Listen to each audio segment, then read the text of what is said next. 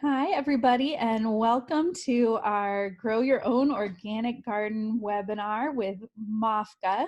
We've been hosting these classes since 1990, but we're moving online this year. Usually we get to gather in person at locations throughout Maine with some farmers and gardeners from your area. But today we're here with some of my coworkers at MOFGA. I'm Anna Libby. I'm the Community Education Director. And I'm here with Dave, Jack, and Eric, who will introduce themselves when they jump in and start talking. And we're glad to be able to share this with you in this new format this year. And in case you haven't taken a class with MOFGA before or aren't familiar, MOFGA is the Maine Organic Farmers and Gardeners Association, and we have a wide range of programs that we work on. You probably know us best from the Common Ground Country Fair, but we also certify over 500 farms and producers throughout the state. We have tons of training for new farmers, educational events and webinars like this one for everyone from the gardeners just starting out up through farmers who've been growing for a long, long time. We have a beautiful education center in Unity, Maine, where you can see demonstrations in our orchards and gardens. We provide technical support to our farmers and gardeners throughout Maine. And we are an organization that welcomes your membership and your volunteerism. And you can learn more at our website, which is mofga.org. And my colleague, former coworker, now retired, but still kind enough to join us for this webinar, Eric Seidman, is going to jump in now. Hi, everyone. I'm Eric Seidman. I was the crop specialist for MOFGA for more than 30 years. I retired recently. Caleb Goosen has taken over for me, so MOFGA still offers technical support. I think the best way to start this is with a story. One of the main tasks of myself when I worked for MOFGA was giving lectures, and I was driving out west, I call it, to Albany, New York, to give a lecture on soil. And I was listening to public radio, and Quetzal Levine came on. Some of you may remember her. She used to do these little stories about various aspects of gardening. And it so happens that the man who invented Miracle Grow died the night before. And Quetzal was giving sort of a pledge to him in a way. She was talking about her father and how he loved Miracle Grow. He was a rose fanatic, and Miracle Grow grew the best roses. And so when she grew up and started gardening, she used Miracle Grow too. And she used Miracle Grow for years and years. And then she started to realize that Miracle Grow was just feeding her roses. It wasn't doing anything for her garden. And as she was learning more and more about organic gardening, she began to think that maybe Miracle Grow wasn't the right thing for her, because Miracle Grow was just feeding the crop itself and not improving her soil at all. Next slide. And so Miracle Grow is not allowed in organic farming, and it's not only because it's against the regulations, but because it just doesn't fit the basic principles of organic gardening. Organic gardening started probably 100 years ago. I think the father and mother organic gardeners, Sir Albert Howard and his wife, were researchers in India on a research farm. And they were doing work on their farm, but looking across the border to the farms in India and thinking, boy, the crops on those real farms look better than the crops on their research farm. And they began to attribute that to the soil. They were using chemical fertilizers on their crops and began to realize that these chemical fertilizers were just meeting the basic needs of the crop and not all the minor needs of the crop, and was doing nothing for all of the soil organisms.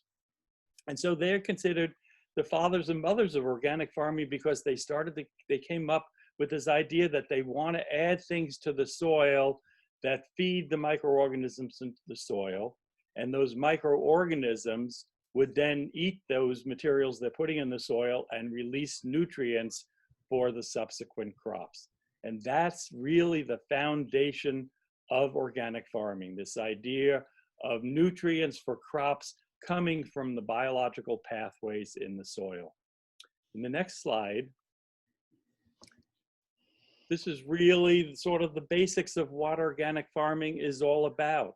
And you can see eliminate synthetic pesticides in there, and this is what many people think of as organic farming, but it's way down the list. Pesticides, not using pesticides is really a minor part of it. One way to think of it is organic farming is much more than the things you're not allowed to use. Organic farming is about what you're supposed to be doing. And in the regulations, it's actually organic farming is what is required, not prohibited. And so let's go down this list a little bit. The first one is mimic nature.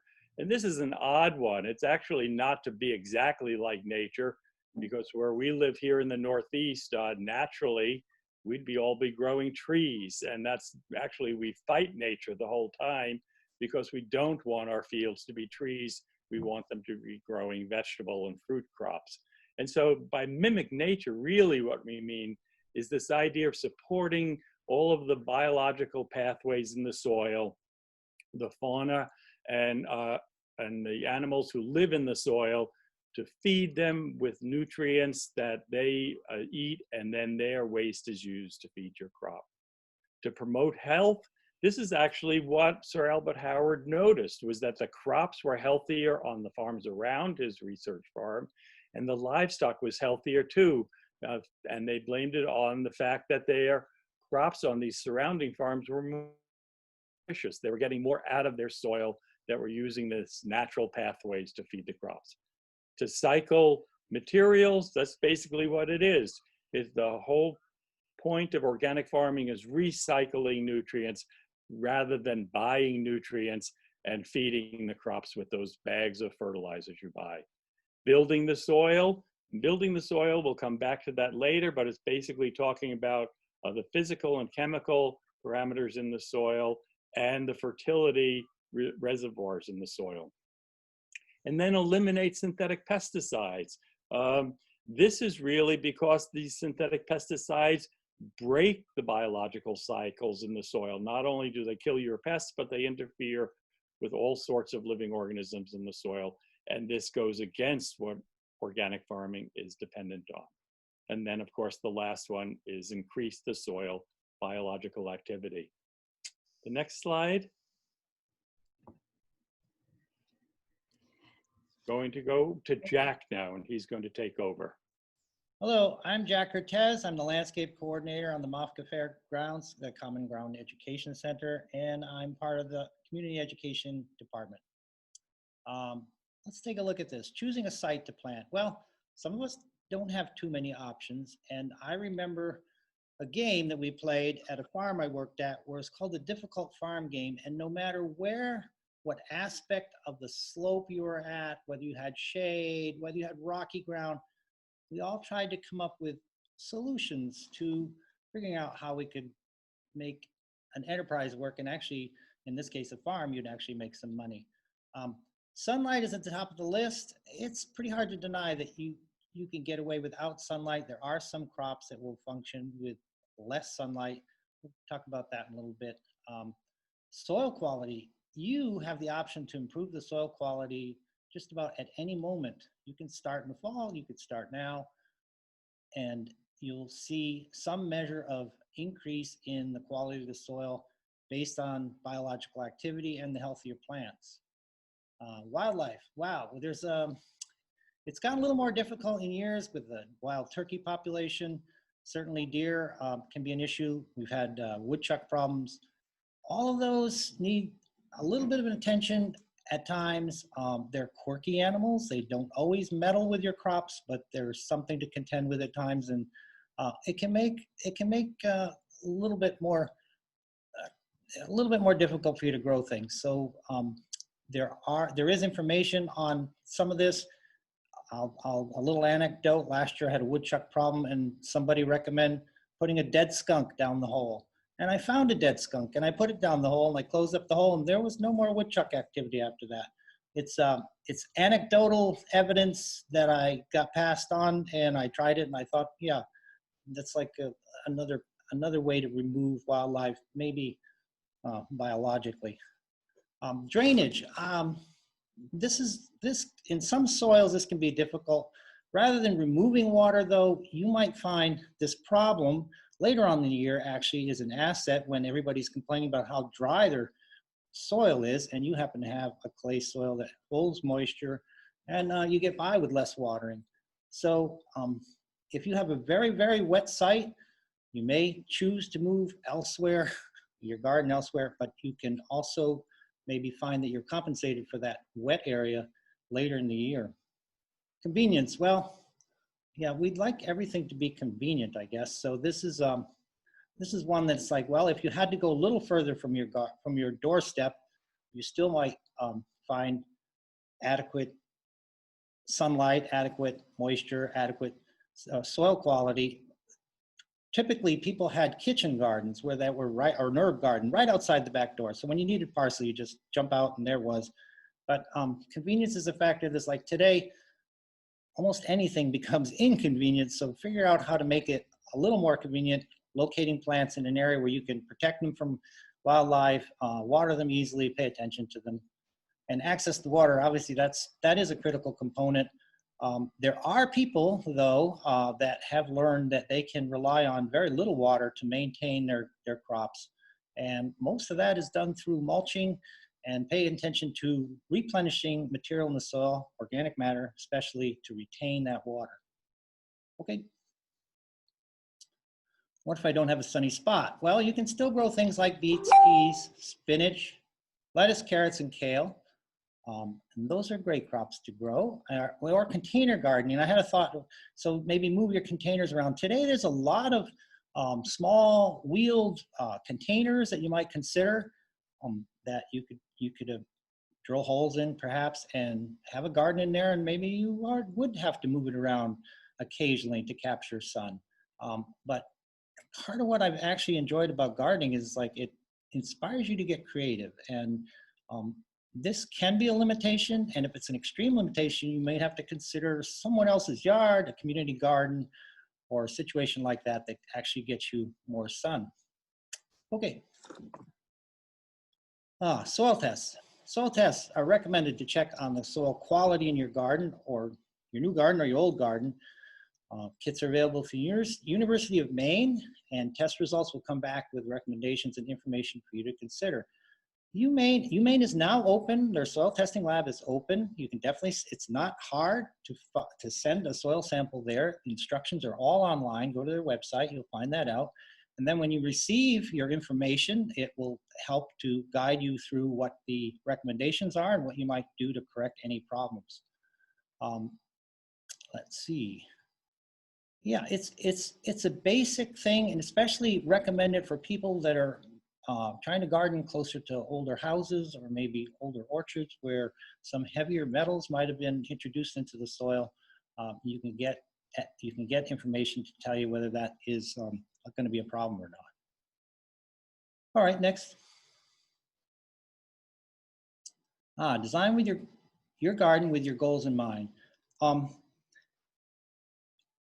There are a couple options here. You learn to plant what you want to eat, or you learn to eat what the outcome is. In some cases, that may not be a choice that you considered, but all of these crops shown here can do well.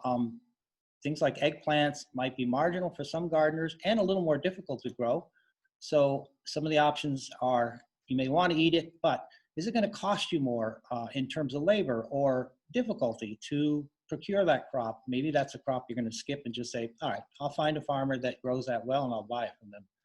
So spatial limitations, certainly sweet corn, everybody would love to have, but that's a particularly, it needs room and it needs a lot of nutrients to grow that well. So that may be another item that you say, yep, for the couple times we want sweet corn, we'll go to the market. All right, next. Next, Anna? Okay. Size. Well, This depends on your space, supplies, and time. It's easy to get overextended and say, I'm going to have a huge garden and then not be able to maintain it. Done that. So consider starting small and expanding as you gain experience and success. A 20 by 10 space would give you plenty of space for salad basics. 20 by 20, you could add a few more things like broccoli or carrots. Melons and corn definitely require more space. And maybe you need to share space. Again, the community garden idea is a possibility where you could grow some things at home, some things there, or approach a neighbor that's not using some land. I think it's time to get creative in that department also. All right, next. Plan your garden. What will you grow from seed? People may not realize that some seed is particularly easy to put in the ground and you'll see some results, and others it's rather problematic. I recommend for first-time gardeners to seek out well-grown transplants. Those are definitely available in abundance now, especially at farmers markets. And if you want to do any succession planting, well, that means a lettuce crop followed by something else, perhaps even more lettuce crops later in the season. Radishes are a quick crop, so you can have several of those. Those can be put in areas in a short rotation around the garden. It won't interfere with anything. They'll come up fine. Spacing, yeah, spacing is, most people don't understand that right off. There's excellent recommendations in most seed catalogs, and I recommend you go there and look. Also, as you get better and you improve your soil quality, you generally can stick things a little closer, provided you have adequate water. Draw a map of your garden to help yourself plan. Always one of the downfalls of me, because those maps disappear when I want them, but that's a good idea. All right, thank you. Next. How to select varieties. Well, if you are entertained at all by seed catalogs, and most people will find them entertaining, you're going to get lost in the possibilities. The pictures obviously are not of one squash or one, they're not a singular example of something they grew. They're taken from boxes or bins that were grown in the field, and they'll say, let's put the best one in this picture, and that's what you get to look at. Yours may not always look like that, but it's something to shoot for. Also, a lot of catalogs tend to maybe sway you that this will work, but I'd like to recommend to people tried and true varieties. Some of our local seed catalogs like Fedco will say this is a staff favorite, and something like in the Johnny's catalog, they actually have a color coding in there, and it says, you know, these are the ones that are the simplest to grow, the varieties that they would pick if you just had to have a few things and you wanted a reliable crop. Also, sometimes the best information is just what people have for sale locally, or your neighbors can share that this is something that they've been successful with. But I think in the first year garden, a tried and true variety will help you see whether this is an activity you want to continue. All right, next. Select planting dates using the date of the last frost. This is something you can locate online. UMaine has a list of potential dates when our last frost will occur, and then also the first frost that will occur in the fall. And that's the extent of your growing season, but those are ballpark numbers. They don't always correlate with each season. Here in Unity, we have a particularly cool location, or cold. We have neighbors slightly below us that have even a colder location, but I have witnessed times when the warnings go out for a frost in the fall, and they say, watch it in Aroostook County, several hundred miles north of here, and we will get a frost. So getting to know your area may mean taking advantage of what locals know, and you're gonna have to play it by ear, watch the weather report, and be prepared to cover plants that you don't want to get frosted. But there is some reasonably good advice out there on when you could pinpoint when to put plants out and when to expect to harvest them before a frost. Okay, next. learn about individual crops or plant families to help them thrive. So the brassica family, that's your cabbage, broccoli, mustards, kale. You could group them as like, okay, pretty tough. You could set them out today, although we're going to get some snow probably this weekend, but you could set them out pretty early and expect them to do all right with cooler temperatures. Some things like tomatoes, people are always anxious to put tomatoes out. We've had years where people have gone and bought tomato plants from local vendors, set them out, and a majority of people have lost them. And when they return to buy replacement plants, they are no longer available. So I caution you not to put things out too early. And there's a reason not only that they can get frosted and damaged, but they like warm weather. They like warm soil temperatures. So pay attention to the temperature needed for them to germinate. That's also in many catalogs, and that advice will help you to encourage them to grow in a relatively thrifty condition. All right, next. Different plants respond to transplanting differently. There's certainly so a couple of things to look at. These plants look like they're probably ready to go out. This looks like a brassica. Well, yeah, it looks like some brassicas. And like again, they're not that fussy a plant to set out, but some in particular are. And what you want to do is definitely harden plants off before you send them out.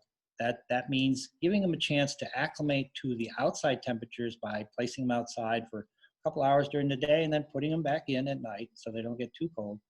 So they get adjusted.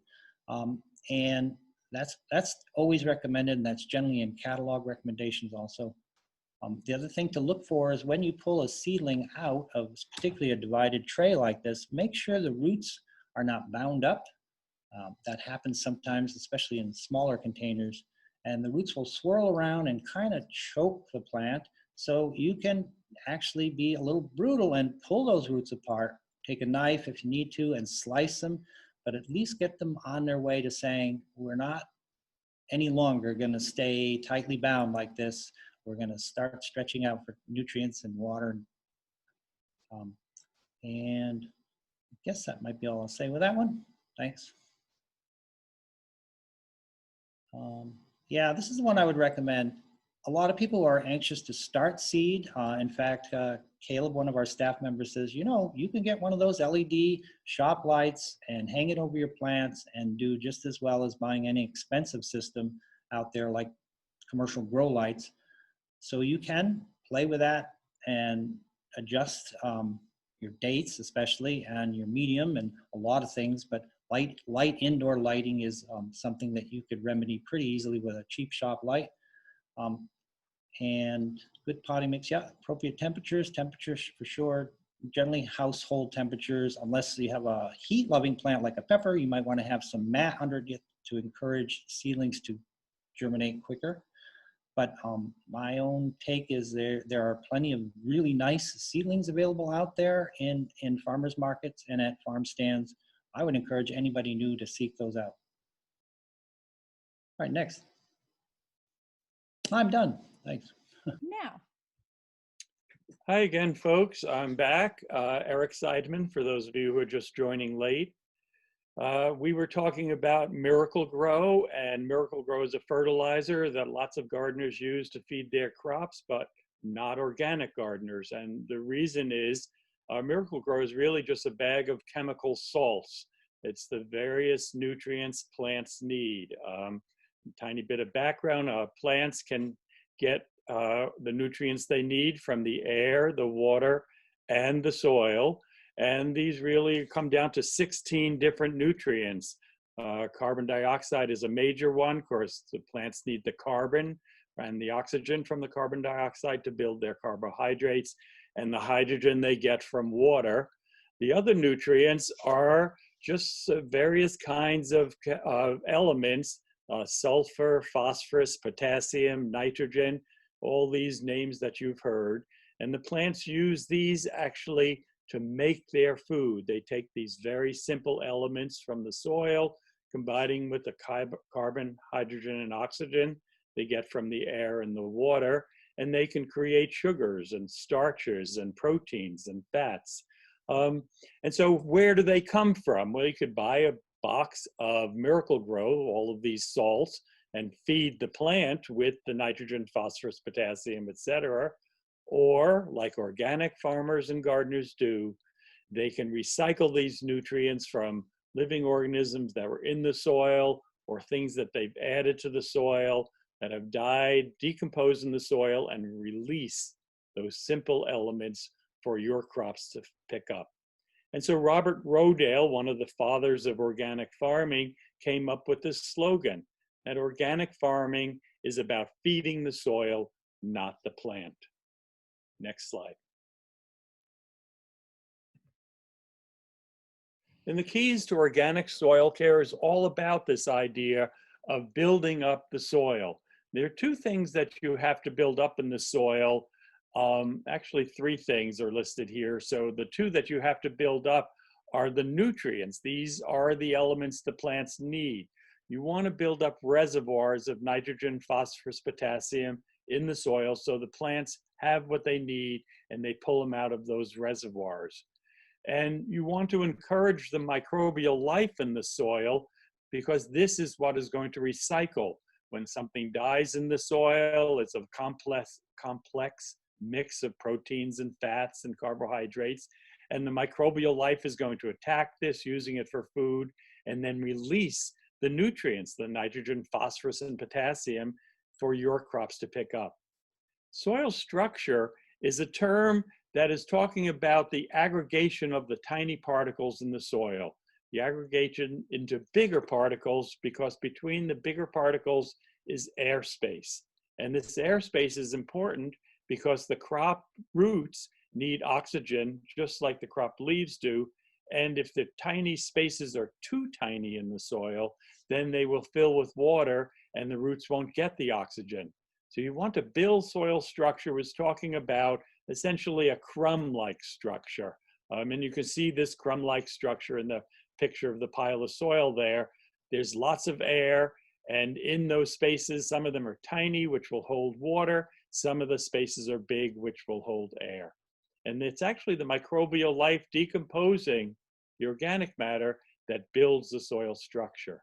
The next slide is showing a diagram of what a soil is made from. And you can see the majority of it is minerals. Most of those minerals are rocks that are totally unavailable to the plant. A tiny bit of those minerals are very simple, the nitrogen, phosphorus, potassium, etc., that I keep talking about, that the plants are going to pick up. Water makes up about 25% of a good soil. Some soils have too much water and some soils have too little water. And actually, this is dependent on the size of the spaces between the soil particles. If they're too big, the water drains out too quickly.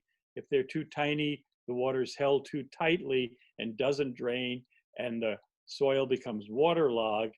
And if it's waterlogged, then that other 25% air isn't there. And that's essentially what you're trying to do, is have this good balance. Interestingly enough, the 5% that is circled is organic matter, and that 5% is very important to organic growers. That organic matter has two main functions in your soil. The one function is it's feeding the microbial activity in the soil, and that's important because organic farmers are dependent on it. A conventional farmer using the Miracle-Gro doesn't really care about the organic matter because they're just feeding the plant. But the organic farmer is very concerned about the organic matter because, one, this is a food for the microbial activity that's going to recycle all of the nutrients the crops need. And two, this organic matter is going to play a role in building the soil structure. Next slide. This is a schematic of the soil particles we were talking about. And you can see the air spaces in there, the quartz, which are little bits of kinds of rocks. There are lots of other kinds of rocks in there too. It's the space between the rocks that are so important for holding the water if they're small enough, and holding the air if they're big enough. The other component here that was a little beyond the scope of this course is how the nutrients are held in the soil. And this is why there's pictures of clay particles and organic matter here, because these two different particles of soil actually have a chemical attribute that lets them hold the potassium and magnesium and nitrogen that's in the soil. And you can read more about that in some of the MOFGA bulletins that we have that go into this in great detail. The next slide. What makes the soil fertile? Actually, I guess we want to say what makes the soil good, because we're talking fertility to me is talking about the reservoirs of nutrients, and there's some things in the 4 bullet points below that are actually not nutrients. So what makes the soil good for growing crops? One of the key ones is pH. This is referring to how acid the soil is. For those of you who have taken chemistry, there's a pH scale. 7 is neutral, and below 7 is acidic, and above 7 is alkaline. And it turns out that the majority of nutrients that crops need are most available at a pH between 6 and 7, very slightly acidic. And so your goal is to manage your soil so your pH falls someplace between 6 and 7, because if it's too acidic or too alkaline, the nutrients become unavailable. We'll come back to that. The nutrients we keep mentioning, the nitrogen, phosphorus, potassium, calcium, and so on, there's 16 of them. The crops need these nutrients to create their plant bodies, to build their proteins and fats and so on. Soil structure, I mentioned earlier, this is the secondary aggregation of tiny particles of soil, so it becomes crumb-like. That picture of that pile of soil this guy is handling, you can see it's crumb-like. There's spaces between the particles, and we want those spaces to hold some water, but not too much water, and to hold air.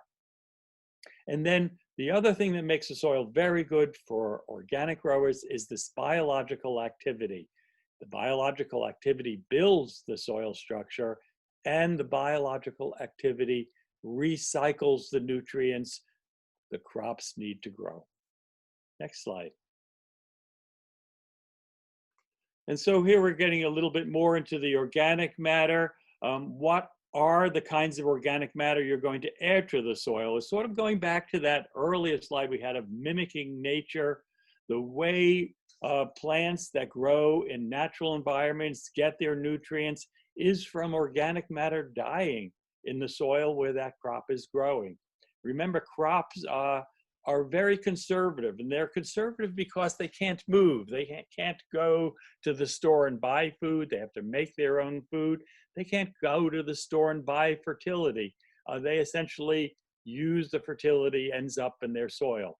So in the woods, it's leaves that fall to the ground, animals that die there or defecate there in the woods. And you're going to mimic this in your garden. You're not going to add bags of soil or boxes of soil like Miracle-Gro.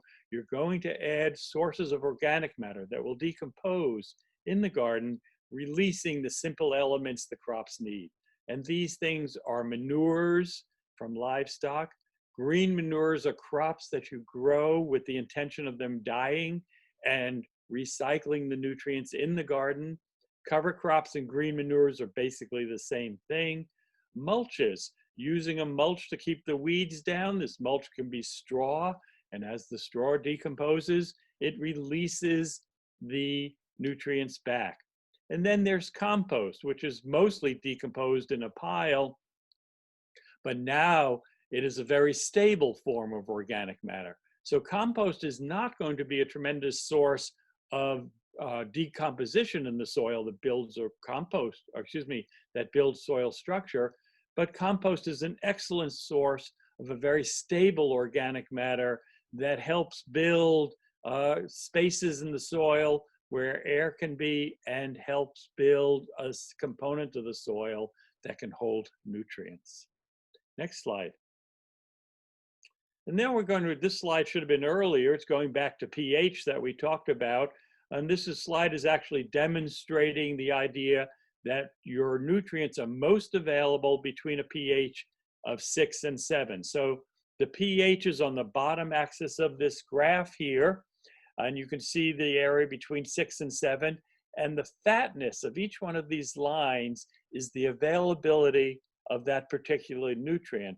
And you can see that for the majority of the nutrients and for all of them to become available, you want the pH to be between 6 and 7. If you get down really low, for example, you can see that boron drops off very quickly at a pH of 4 or 5. Calcium and phosphorus are nearly unavailable. And then if you look at a pH in alkaline soil rather than acid one, if you go up to a pH of 9, iron is particularly unavailable. And all of these are relatively most available at a pH between 6 and 7, and that's why you try to manage your nutrients right there. Except for blueberries, by the way. Blueberries tend to do much better at a pH of about 4 to 5. And one of the reasons is that their iron becomes particularly unavailable at a 7. And so blueberries that are turning yellow on their leaves, that you may be trying to grow them in garden soil, and blueberries don't like that. They've adapted to growing in a very acid soil. And one of the main reasons is iron becomes unavailable to them, even at a pH of 6, 5, or 7. And you can see iron becoming less available at those pHs. Next slide. Well, these are some of the things that you would use for amendments. This is just an example. I would recommend that you go to the MOFGA website and look at our fact sheets. We have some excellent fact sheets on fertility. One of them is natural sources of nutrients. This slide here just gives you some examples of this 2 or 3 page fact sheet that gives you all sorts of things. But let's go down here quickly to give you some examples so you get a good background of what you want to do. pH, the acidity of the soil. The way most farmers and gardeners adjust the pH is using ground limestone. This is the natural product. You want to stay away from various kinds of synthetic limestone, like hydrated lime. These are not allowed in organic farming, but ground limestone and natural rock is the way organic gardeners and farmers add calcium to the soil.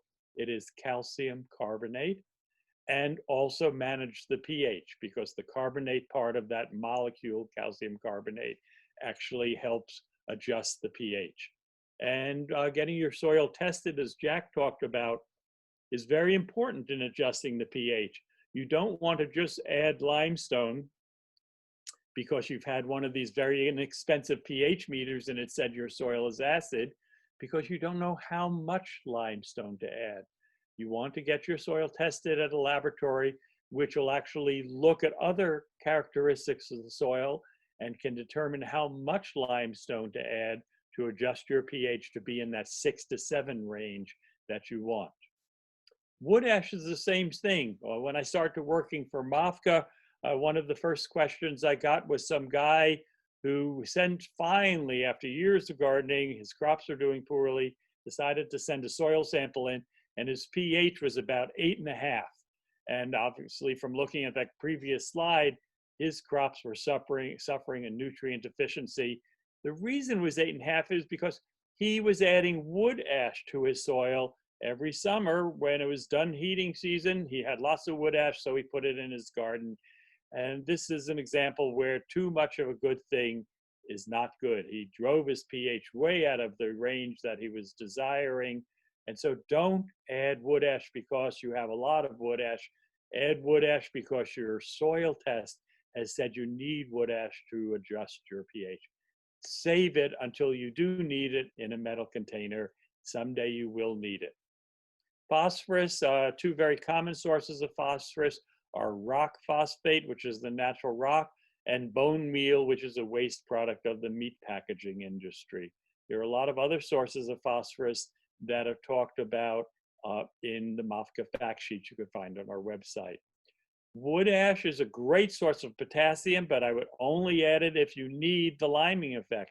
Don't add it for potassium if you already have a pH of 6.5. You'd have to turn to another source of potassium, And our basic sources of nutrients talks about when you would use the other one. Sulfomag is a natural rock that adds sulfur, potassium, and magnesium, and is a great source of potassium if you also need magnesium and sulfur. There's also potassium sulfate. If all you need is potassium, it's probably the best source of potassium because it adds no other nutrients to the soil. Nitrogen is the most complex of the nutrients to manage, and actually MOFGA has a whole fact sheet on managing nitrogen. Some good sources of nitrogen are manures and growing cover crops, legume cover crops. Bone meal is an excellent source of quick release nitrogen. Alfalfa meal is an excellent source of very slow release nitrogen. But the best way to get nitrogen is recycling organic matter, compost, manures, mulches, and our fact sheets will go into a lot of detail about how to manage nitrogen in your garden. By the way, the soil test that you will get back does not recommend how much nitrogen based on your soil. The amount of nitrogen is actually dependent on which crop you're growing. Some are heavy nitrogen feeders and some are light nitrogen feeders. And so you put down the amount of nitrogen need based on what crop you're growing, and very importantly, what else you've added to the soil.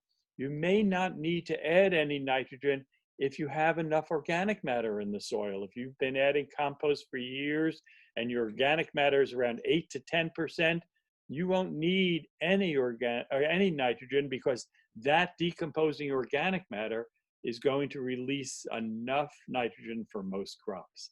The details are in the fact sheet. For organic growers, especially certified organic farmers, you want to look for the OMRI label. OMRI is the Organic Material Review Institute, and it essentially verifies that materials that are sold in the marketplace meet the USDA organic standards. Next slide. So these are some strategies that are used by organic farmers and gardeners. Crop rotation is a great strategy for managing pests. It is inappropriate for a garden, and we'll talk a little bit more about this when we get to pest management. But essentially, your garden is not big enough because if you grew your tomatoes on one side of the garden or the other side of the garden, it really wouldn't make any difference. Any pest is going to be able to walk or blow from one side of the garden to the other. But crop rotation is an excellent means of managing nutrients. A gardener can have a garden a little bit bigger than they actually need, and in like a quarter of the garden, grow a legume green manure. A legume is a crop that has the ability to take nitrogen from the atmosphere, fix it in its crop body, and when it decomposes, it releases nitrogen. And so 1/4 of your garden can be used to grow all the nitrogen need for the rest of the garden. And each year you use a different quarter of the garden to grow your nitrogen. Cover crops and green manures are exactly what I'm talking about with crop rotation. And a legume cover crop will add nitrogen. A non-legume cover crop will help store nitrogen and add organic matter so you won't lose nitrogen. It will be released back into the soil as that crop decomposes. Crop diversity is very important for pest management, also important for nutrient management because it's a good idea to grow a legume crop to add nitrogen, then a heavy feeder to use that nitrogen, and then a light feeder that uses less nitrogen, and then go back to the nitrogen fixing cover crop. And there's a good way of developing a crop rotation from nitrogen fixer, heavy feeder, light feeder, nitrogen fixer, heavy feeder, light feeder, walking your way around the garden. Compost is a great way to recycle nutrients on your property, not only in your garden, but leaves you've collected and food waste you've collected and manures maybe you've gotten from livestock you have or from your neighbors, and doing this all in a pile and then adding this organic matter to the soil to help hold nutrients and add organic matter for nutrient holding capacity of the soil. And then observation. The most important thing is how your crops are growing. If they're not growing the way you want them, it could be fertility, it could be many other factors. And as you become more experienced, you'll be able to determine which. Next slide.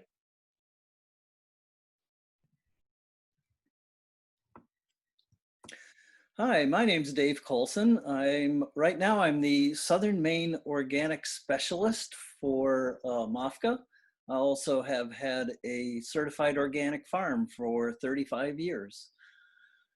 So Eric talked a bit about these pieces, crop rotation, cover crops, green manures, compost. I'm going to particularly go into a little bit more detail. And I just also wanted to mention one little ditty that I had heard years ago was around observation, is that the best manure is the farmer's footsteps. And basically meaning that the more time you do spend looking and considering your crops and how they're doing, the quicker you will be to think about what might be happening with them and what you might do to alleviate any issues as they come up. So next slide. So crop rotations. As Eric mentioned, these can help control insects and disease. It's more difficult on a smaller garden area since many of the insects are able to fly or crawl or manage to get their way from where one crop was to another one. One strategy that I've suggested to folks in the past is to potentially create two garden plots. One where you might put aside that garden area to do some of the green manures that we'll talk about in a few minutes, but also to isolate that area where the insects might have been from being able to get where your other crops are. Of course, the distance between those two garden areas would be the key. Crop rotations also help to manage weeds, build soil nutrients, and build the soil itself. So next slide. So in considering crop rotation, we look at a few different things or characteristics of plants. Some plants, particularly ones like corn, tomatoes, cabbages, they put on a lot of bulk material, and particularly in the case of tomatoes, peppers, corn, you're growing that crop out to its full maturity. You're getting a fruit or a seed that you're developing the full size of the plant and all the way to this mature stage where the seed is almost fully developed. So those require generally a longer period of time and more nutrients. Then there are some that are more medium feeders that aren't as heavy a crop user. I think of those as kind of the squashes or melons. They also are producing seed, but they don't have quite as high a nutrient need as some of the heavy feeders. And then our light feeders are things like lettuces and greens and things that were really just growing to the leafy stage rather than all the way to a seed stage. Radishes kind of fall into that. A number of the root crops are kind of in the medium to light feeder range. And then we have some that are really neutral feeders. We'll talk a little bit about green manures later on, but peas and beans actually have a relationship with soil bacteria called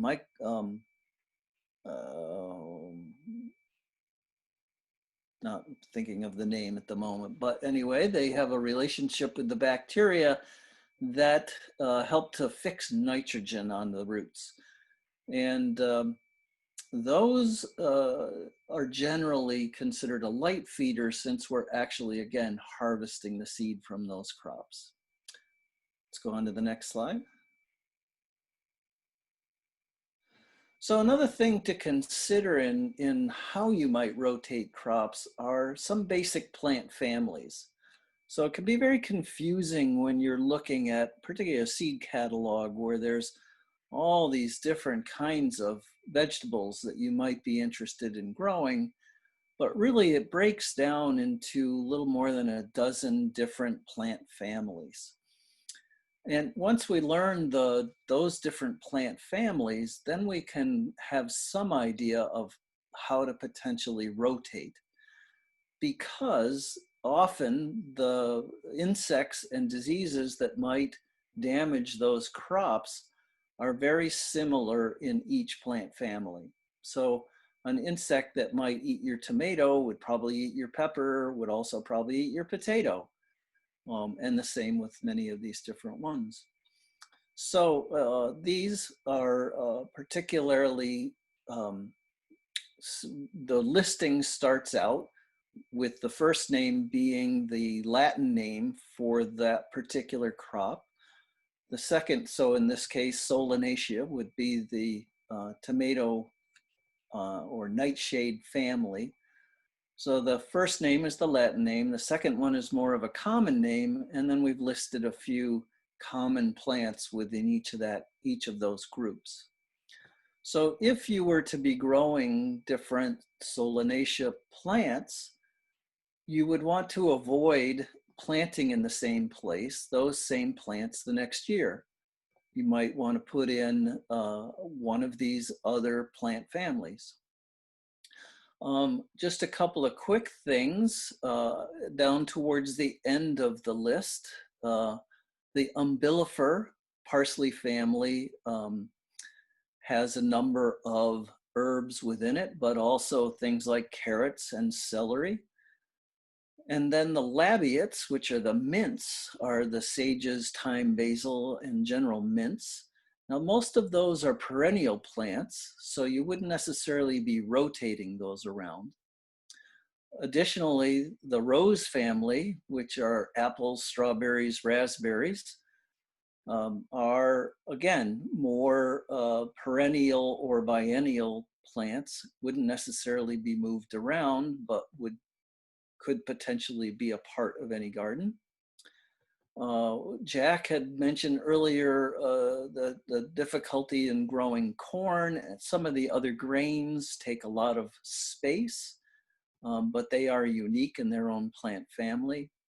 And then I wanted to add in blueberries and cranberries, since those are commonly grown plants in Maine, maybe not something you would actually have in your garden, but interesting to see the plant families.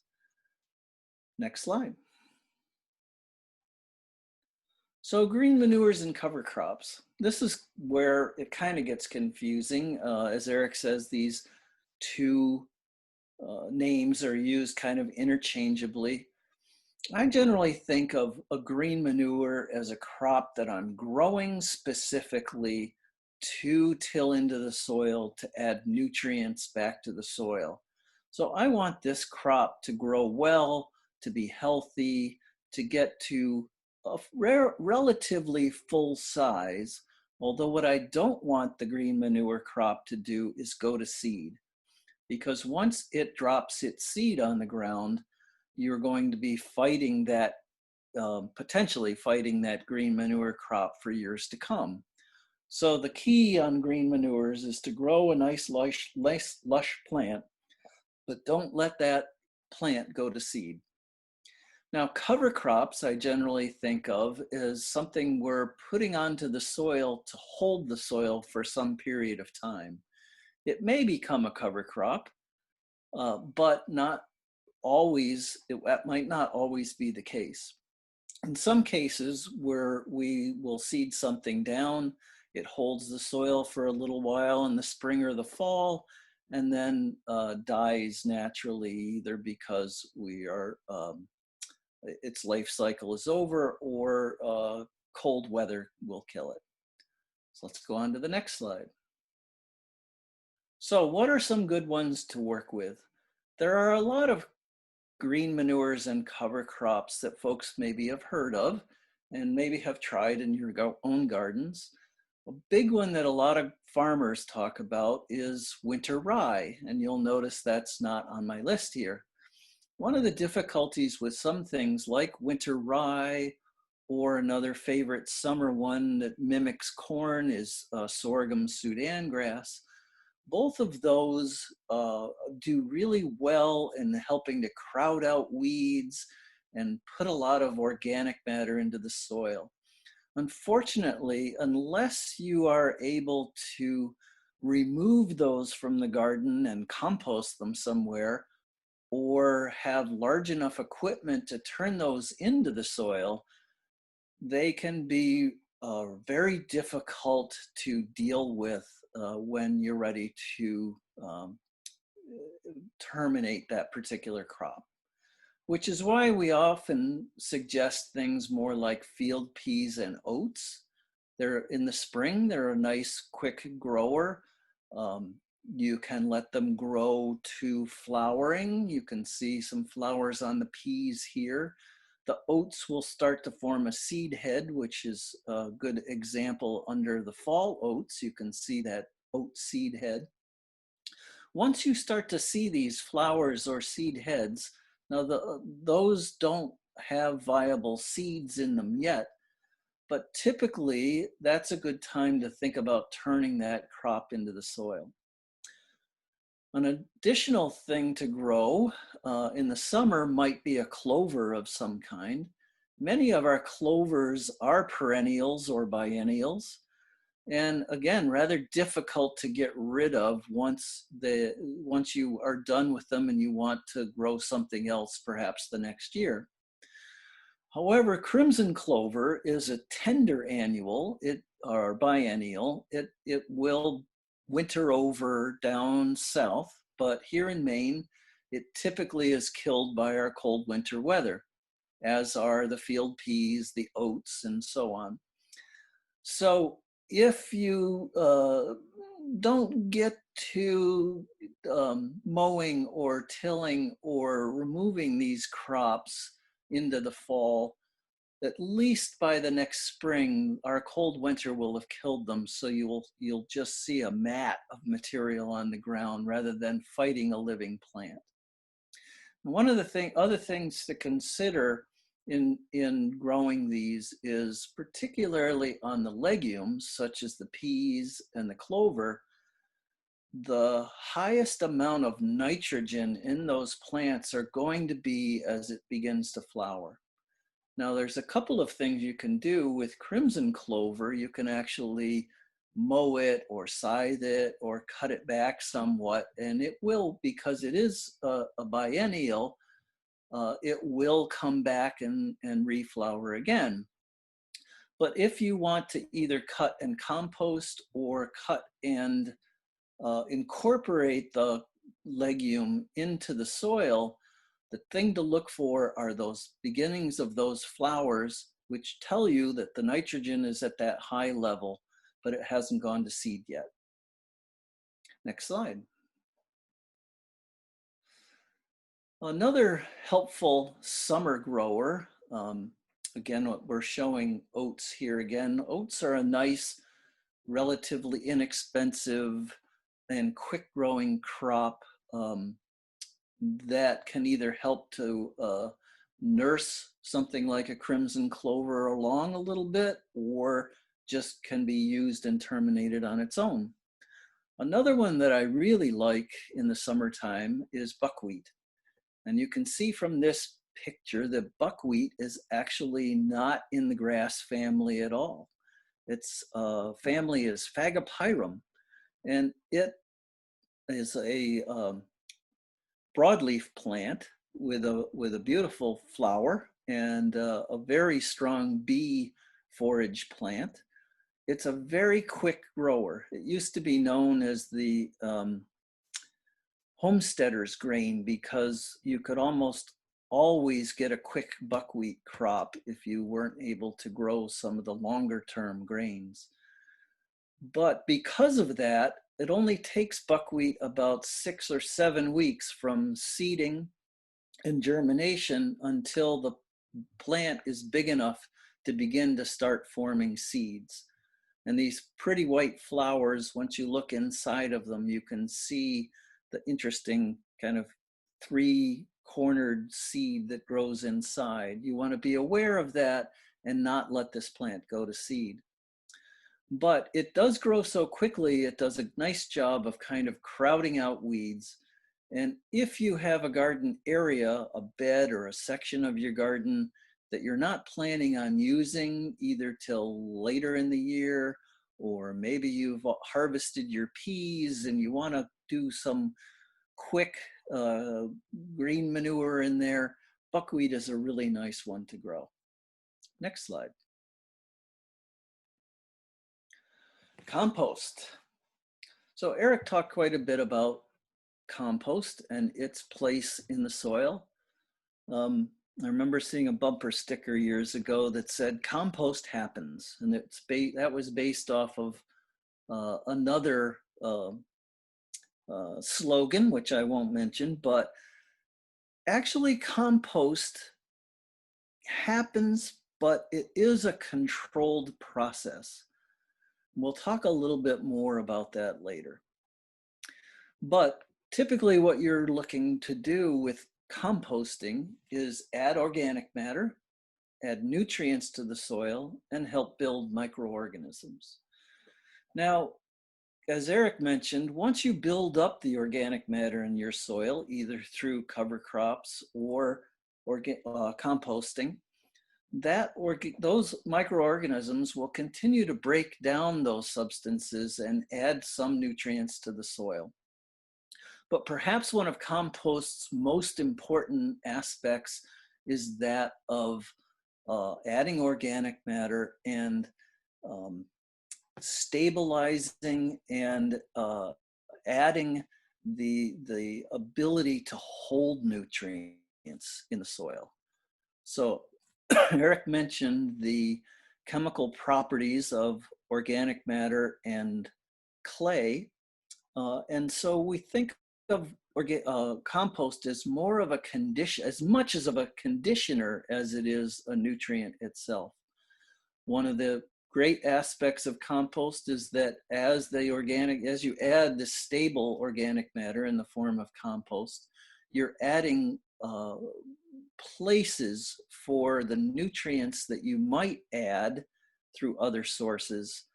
And the compost and the organic matter helps to hold those nutrients in place so they aren't lost over the winter or at other times of the year. Next slide.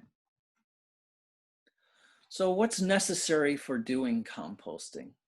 We want to think about what feedstocks we're adding to the pile. We're thinking about nitrogen or oxygen in the soil, into the compost, the moisture level, and the pH of the compost pile.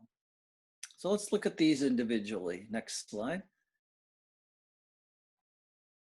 So feedstock, we generally talk about this amorphous thing, carbon to nitrogen ratio, and we're looking for creating something in the 20:1 or 40:1 range. Now, so what are these carbon elements? Typically, they're plant materials or living materials that are now dead, that are dry, have a low odor, are not very dense. Good examples of this would be hay or sawdust or wood chips, or leaves is one of my favorites. So on the nitrogen side, generally the nitrogen side is a little wetter, a little potentially smellier, a little denser, and good examples are food scraps, manure, or fish waste. And there are many other examples of both of these, of course. Now, one of the ways that I like to think about these two is green and wet would be more on the nitrogen side. Brown and dry would be more on the carbon side. So food scraps, which we mentioned here, are actually a really good ratio. They're about a ratio of 20:1 or 25:1. One of the problems, though, for anyone who's left their food scrap bucket on the kitchen under the kitchen sink or wherever you keep your bucket, and forgot to empty that often enough, is that it becomes very smelly. And that's because the microorganisms are already beginning to break that down, but it's generally too wet. And so what begins to happen is what we would call putrefaction rather than composting, where the pile or this group of scraps are starting to decompose anaerobically. So let's go on to the next slide. So what we're looking for is an aerobic decomposition. Oxygen and water together with the microbial decomposition breaks down the organic matter. Carbon dioxide is lost to the atmosphere, which is why we see a reduction in the size of the pile. And hopefully we come up with a nice compost. Now, if we have too much water, which is in the case of those kitchen scraps, we will end up with a smelly pile or this putrefying pile. We want to avoid that. So in order to avoid it, we add more dry material. And we can add a certain amount of dry material without worrying too much about throwing off the carbon to nitrogen balance. But if we begin to create a pile that's too high in carbon, adding too much dry brown material, we can throw off the decomposition because there's not enough nitrogen in the pile, which is often why having something like manure, or this is some fish waste, other things that potentially have a little bit more nitrogen in it to balance the carbon and nitrogen in the pile. Next slide. What we're really trying to do is cater to these bacteria by giving them oxygen, water, and food, and let them go at their work, which is to break down the pieces of the pile. Now, they also will thrive the best at around that neutral 7 of pH. They'll do fine at many different pH levels, and we don't necessarily need to adjust the pH of the pile. Often I get folks that ask me if they should add their wood ashes to their compost piles. My concern at doing that would be to potentially drive the pH of the pile too high, which could slow down the microorganisms in your pile. Generally, what we mostly want to do is provide them with the food stocks, the carbon and the nitrogen, but also make sure they have a good balance of oxygen and water to be able to break those nutrients down. Next slide. So, managing the pile. Basically, whenever you run into a pile or a problem in your pile, turning is the key. Now, in this case, we're looking at a pile that has hit a temperature of 140 degrees, which is significant because once you get up into these temperatures, you're beginning to heat hot enough that you're killing some weed seeds, you're potentially killing some disease organisms, and you're really getting a very hot compost and pile going. And the heat is coming from the activity of the microorganisms breaking things down in the pile. Now, if you're doing a small pile at home where you're only adding a little food scraps and maybe a little carbon on top of that, a little bit at a time, you really won't be able to get to these kind of temperatures. And that's called a cold compost. And a cold compost is fine, but we also want to be careful that we really haven't broken down the weeds, we haven't killed the disease pathogens, and there could potentially be food safety concerns in here in your pile as well. Often what I suggest for folks, if you have done a cold pile and you're a little worried about what might be in there, maybe you would want to spread your compost onto beds that you may not be harvesting that crop for a longer period of time, say 90 to 120 days, or something you might be growing your green manure crop on during the summer. Next slide. So here's an example of some different types of piles that you can make. We always have this picture of the brick compost container. That's pretty solid container, that's for sure. I haven't really actually seen someone with a brick one. Maybe Eric has. I do like the snow fencing, or even just a heavier wire fencing. We've done them where we just create a circle and use that to collect our compost materials in. Another is to alternate logs or sticks, wood, so that you kind of add a few more logs or sticks on as the pile grows. There are some commercial type composters. I think one of the disadvantages of the commercial tub composters is that even though the pictures show you putting in raw material in the top and taking beautiful compost out of the bottom, doesn't really always work that way. It's good to have a maturing process for the compost once you've removed them from the barrels.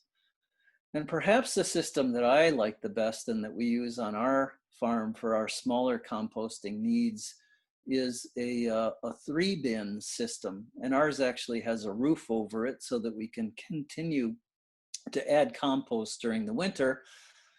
And in this pile, or this system, you would start on one end of the bins. You would add the material until it gets to a size that you're comfortable with working.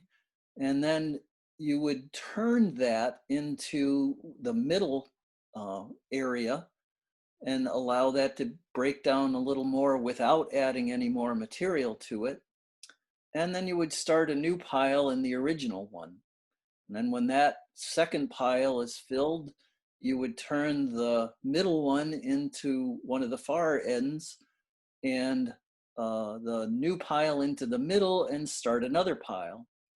And hopefully by the time you are ready to begin your fourth pile, the first one that you started that has now gone through probably a few months of decomposition would be in a good form to either use on the garden or to store for your garden for the next year.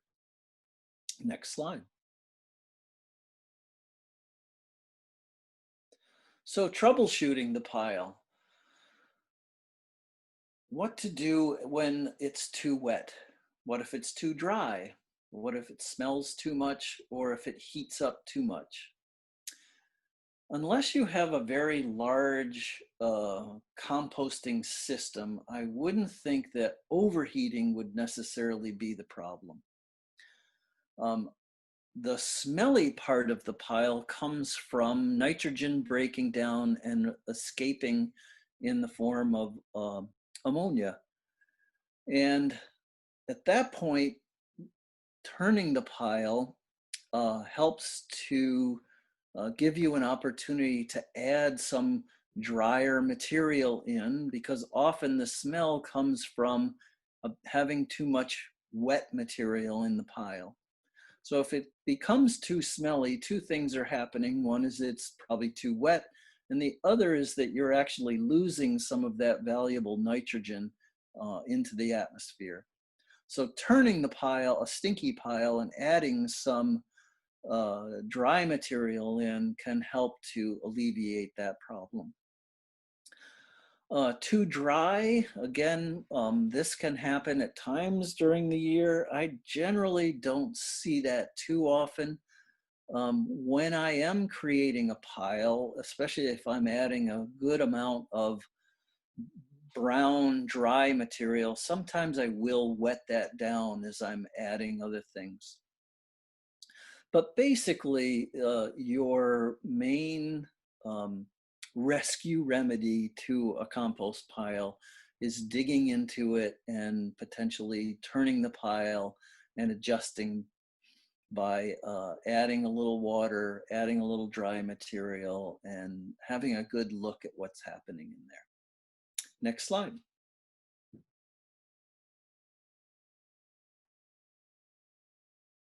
Now. Okay, hi again, everyone. It's Eric Seidman. I was the crop specialist for MOFGA. I am now crop specialist emeritus, and I'm going to talk about pest management in the garden. Next slide. So the best approach is a systems-based approach rather than just buying pesticides, and especially not buying anything labeled garden pesticide, which kills everything.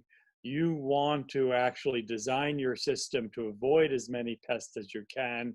And then if you have to control individual pests, you're going to learn about what is going to attack them, but not destroy the rest of the system. Next slide.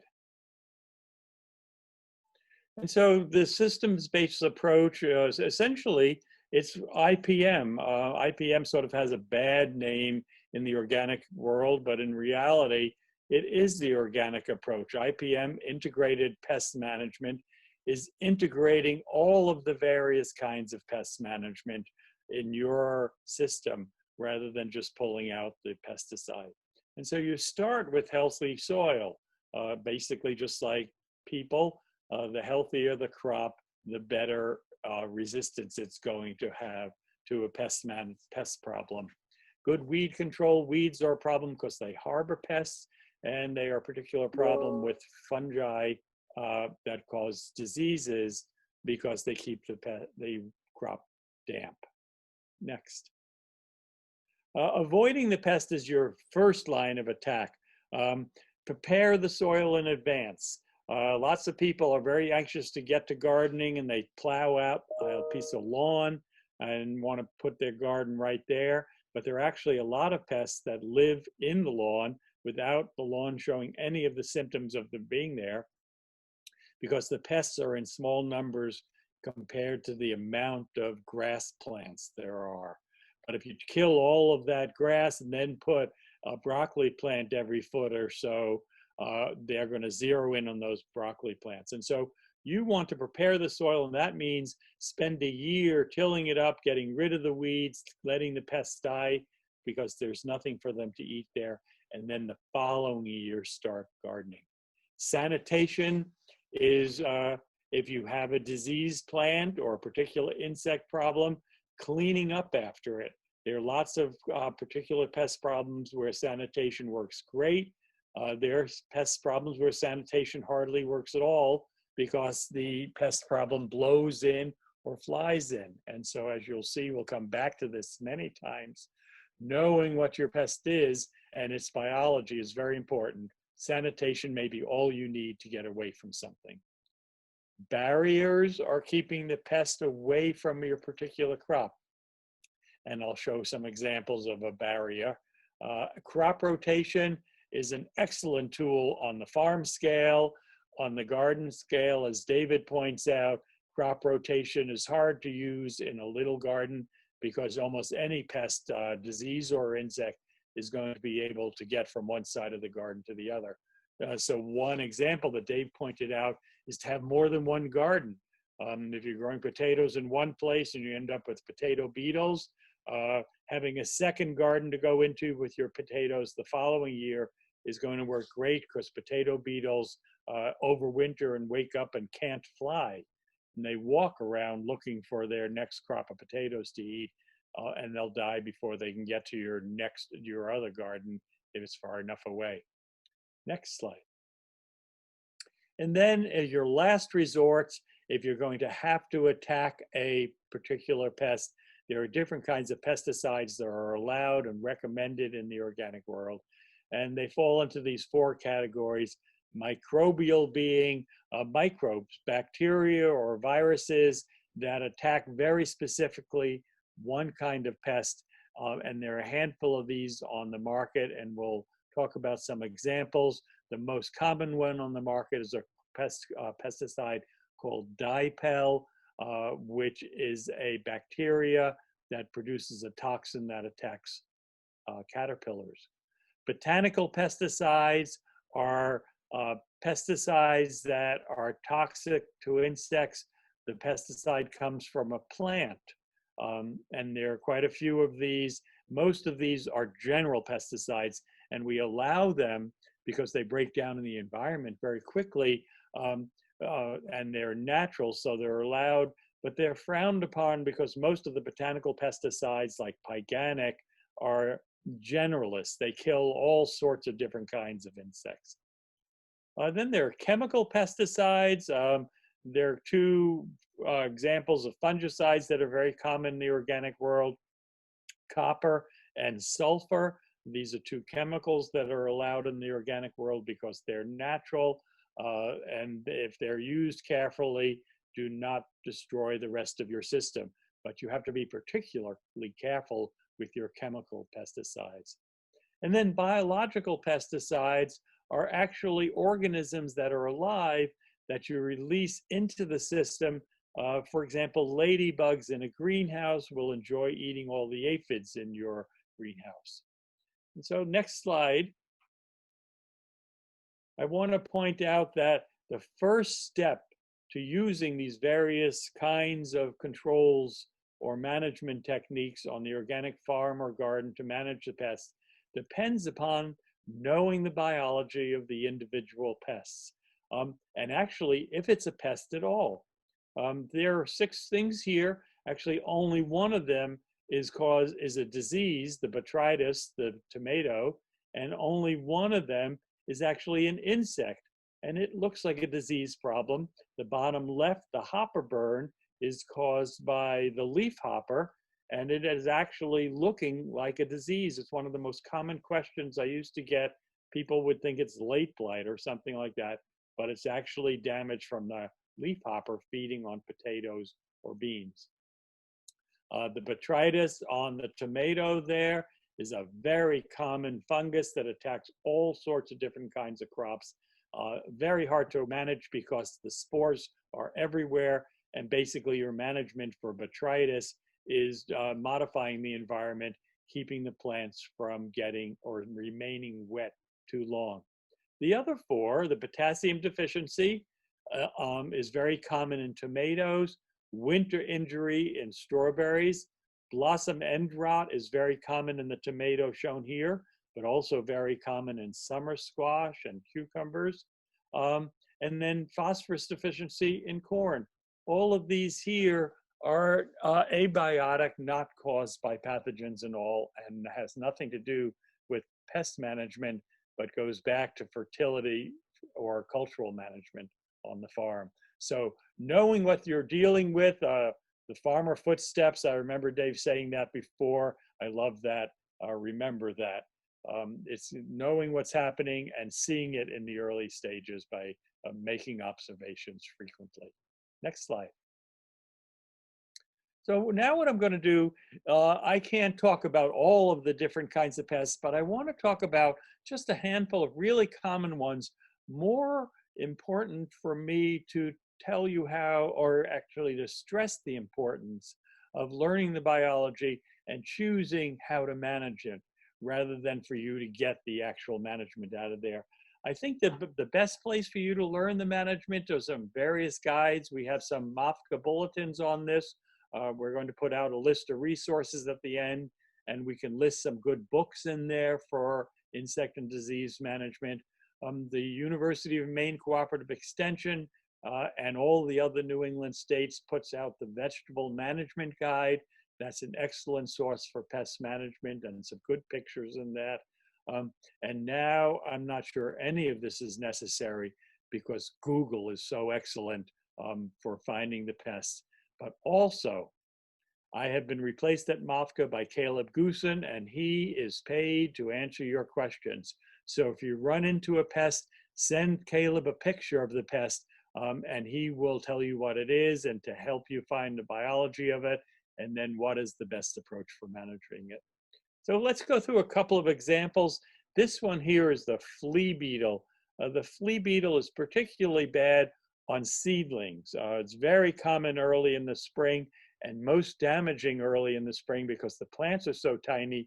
These numerous little beetles can kill a seedling, where a giant broccoli plant could handle the damage done by it. So flea beetle overwinters as an adult. Let's go to the next slide. The best way to handle it is that when it wakes up in the spring, this adult overwinters hiding in the debris or in the soil, wakes up in the spring, goes looking for broccoli plants to go feed on. There are actually different species of flea beetles. There's a different kind of flea beetle that feeds commonly on the solanaceous crops. The best way to handle both of them is floating row covers. These are spun-bound materials, very thin. They let the water and light pass through, but they keep the flea beetle out.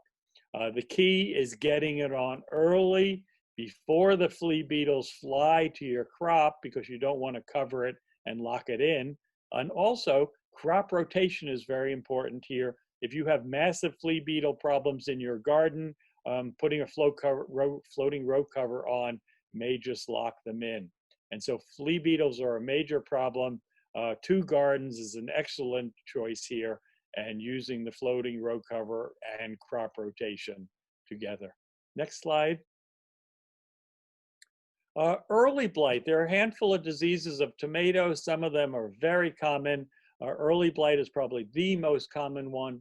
Almost every gardener probably has a problem with early blight in the season. And early blight will essentially make all of the tomato plants in the gardens in Maine dead by September. We're going to try to give you some hints to delay this and maybe manage it entirely if you're able to do crop rotation on your farm. Next slide. Early blight in a close-up. The way to recognize early blight is look at the individual spots, and you can see they have a concentric ring in them, sort of like an oyster shell developing. And this is early blight. The next slide. Once you've determined it's early blight, you can learn the biology. It overwinters in the crop debris as a spore. It's on the crop debris. And once the crop debris decomposes, the early blight spores are gone. So it can overwinter on dead crop debris, but little tiny pieces of debris in the soil may have spores on it. These spores splash up to the lower leaves, and they infect the plant. And you can see early blight progressively infecting the plant from the lower leaves up. Septoria leaf spot does the same exact thing. And often these 2 diseases occur together. So the delaying of this spore splashing somehow is going to help, because if you actually plant your tomatoes where you had tomatoes last year, it didn't clean up very well, the spores are going to get on your tomato plants very early in the season, and your plants are going to die early in the season. Not only that, once your plant is infected, it's producing spores itself, and you have secondary spore production. And this is why the problem is so widespread. Even if you've done sanitation, maybe your neighbor hasn't, and your secondary spore production or theirs is going to start infecting all the plants all over the neighborhood. Next slide. So these are the management techniques. Crop rotation, very important to getting away from those overwintering spores. Optimum growing conditions, because early blight will attack a weak plant, one that's growing in the shade, one that doesn't have enough fertility. Very important to have an optimum growing condition. Staking the plants, the early blight spores need a certain number of hours of leaf wetness to germinate, and staking the plants makes the plant dry out much more quickly. Drip irrigation is one of the techniques. Instead of watering the plants from above and wetting the leaves, have the drip irrigation to water the plant and keep the leaves as dry as you can. Mulching is particularly important, because covering the spores that have overwintered in the soil, as soon as you plant your tomato plants, keeps the spores from splashing up. And disinfecting the stake, so if you have little pieces of tomato debris on your stake, these may be carrying spores. Next slide. Late blight is actually very rare here in New England. In 2009, there was a massive spread of late blight, and this came because of people buying plants in large box stores. These plants in places like Home Depot or Lowe's or any of those kinds of stores are not raised locally. They're raised down south in Florida. The reason late blight is rare up here is it is what's called an obligate parasite. It needs living tissue, and the only place it actually lives in New England, particularly Maine, is in potato tubers. So managing potato tubers and making sure they freeze during the winter means you will not have any late blight. But then if you go to Lowe's and buy your tomato seedlings that were raised in Florida, they may come up here already infected with late blight because they raised seedlings someplace where late blight lives year-round, because there are hosts that can live year-round. Anyway, late blight is rare. I get lots of questions whether I have late blight, and almost always the answer is no. So the next slide is going to show you things that people confuse with late blight. One of them is early blight, one of them septorial leaf spot, one of them is actually that first slide I showed earlier where leafhoppers cause the damage. These are not late blight. The next slide, this is what late blight looks like, and it's actually quite different. Rather than getting spots, you actually get whole lesions on the plant where the plant turns black, and then if the plant is moist or damp, it will produce this white fuzziness of spore production, and this is late blight. Late blight is easily identified by our University of Maine Cooperative Extension or MOFGA experts or the pest management office through the University of Maine, and you can send samples up there if you're not sure. It's very important to know the difference because sanitation is not really important for late blight. All you have to do is make sure that everything that late blight's growing on freezes, because it can't live through the winter. Unlike early blight or septorial leaf spot, which can live on dead tissue, late blight can't. And that's why it's rare here. Once in a while, it blows in from the south, actually, or from the north, the potato growing region in northern Maine or southern Canada often has late blight because of mismanagement of potato tubers, and late blight will periodically blow into the rest of New England. Next slide. So here it is, overwintering in potato tubers. You don't want to make piles of potato tubers because the middle of the pile may not freeze. If you grow potatoes, make sure all of your potatoes are harvested, and the ones that you don't want, your culls, are just left on the surface to freeze. If you miss some and they grow in the springtime, make sure you kill those, because if your potato were infected, that plant that grows out of that infected tuber can be infected. So just managing these tubers is going to get rid of all the late blight. Next slide. Colorado potato beetle is a very common pest in gardens. It's actually pretty easily managed on farms because crop rotation works so well, unless you're a potato farmer in a potato growing region and everyone's growing potatoes and there's just a handful of people who don't manage it, then it becomes a problem. The next slide. The adult that you saw in the last slide overwinters as a hibernating adult in the soil. In the spring, it wakes up and it walks to the next crop of potatoes. And that walking makes it easy to manage potato beetles because they can't fly very well. And if they can't get to potatoes, they're going to starve to death.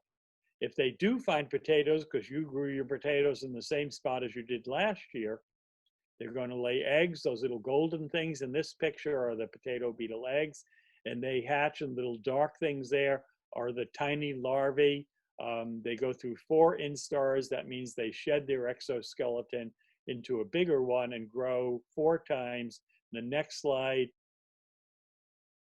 shows the large larvae that can devastate your plant. So you can't simply ignore them or you won't have potatoes.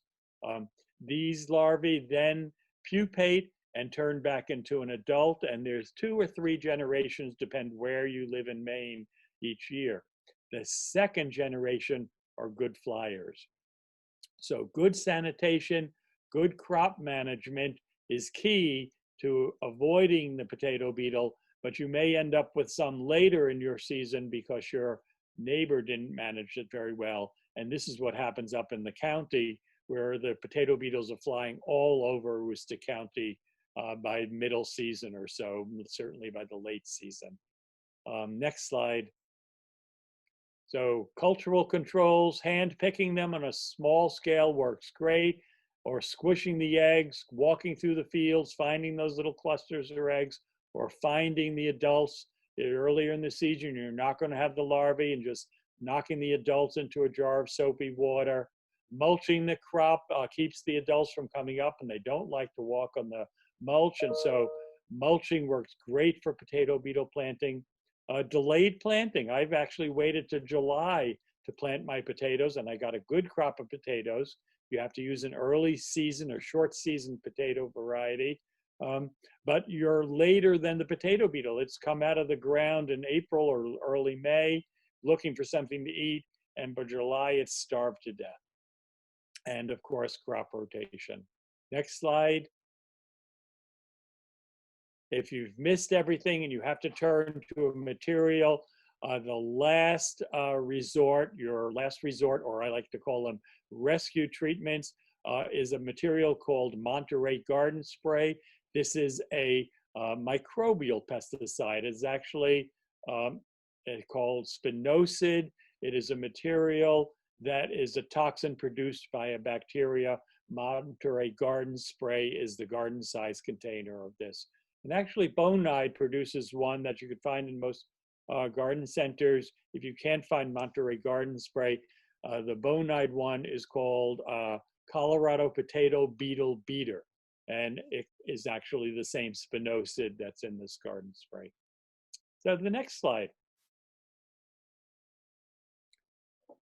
So we've talked about managing insects and diseases using either materials that you spray on, microbial pesticides, or something like that, or using barriers to keep them away, or avoiding them with cultural practices.